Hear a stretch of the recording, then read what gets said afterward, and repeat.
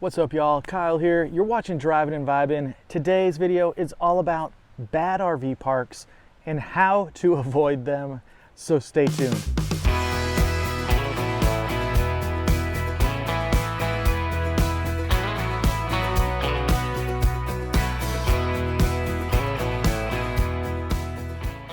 Welcome back to the channel. Thank you so much for joining me here today. Like I said in the intro, it's all about bad RV parks, but let me guarantee you, this RV park we're staying at right now is pretty sweet, and we'll be telling you about it later on in the week. But today, we're talking about all the bad parks we've been to and the commonalities among those parks. And from that, we've really learned to follow these 5 rules so we don't end up at a bad RV park again. If you want to dive deeper or bookmark this, I've linked the article below in the comments and in the description, so make sure you check that out. Let's dive into the list. Number 1 rule that we follow is use the right review sites. There are a lot of RV park review sites on the internet. Some are awesome and some are pretty weak. And we found that using 2 specific sites really sets us up on a good search for an RV park. The first one is Campground Reviews.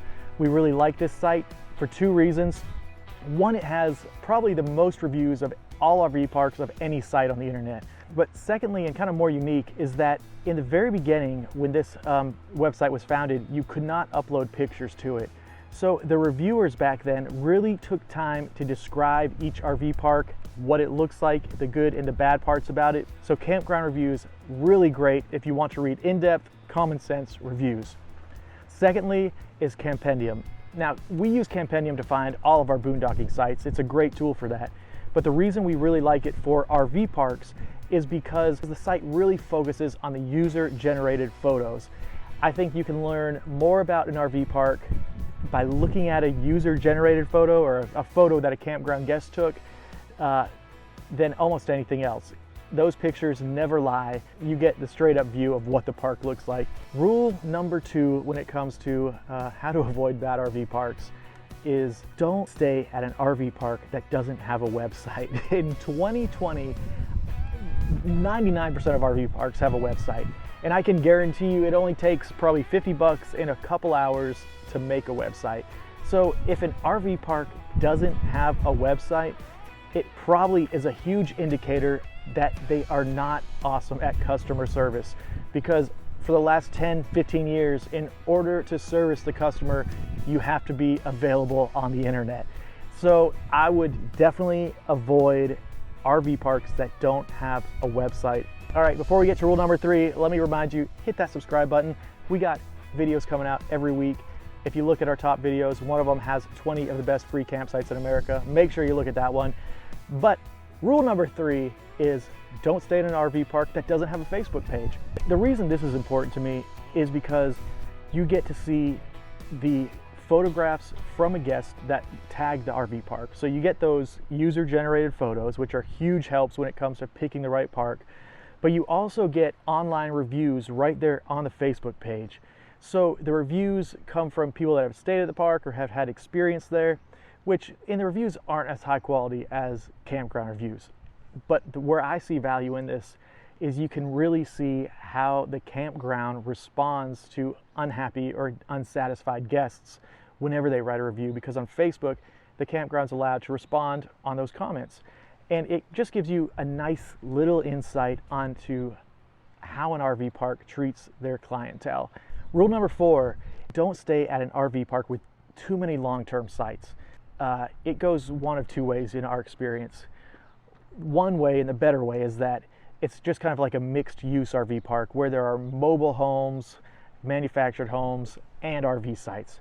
While that's not awful, it doesn't have a great vibe to it.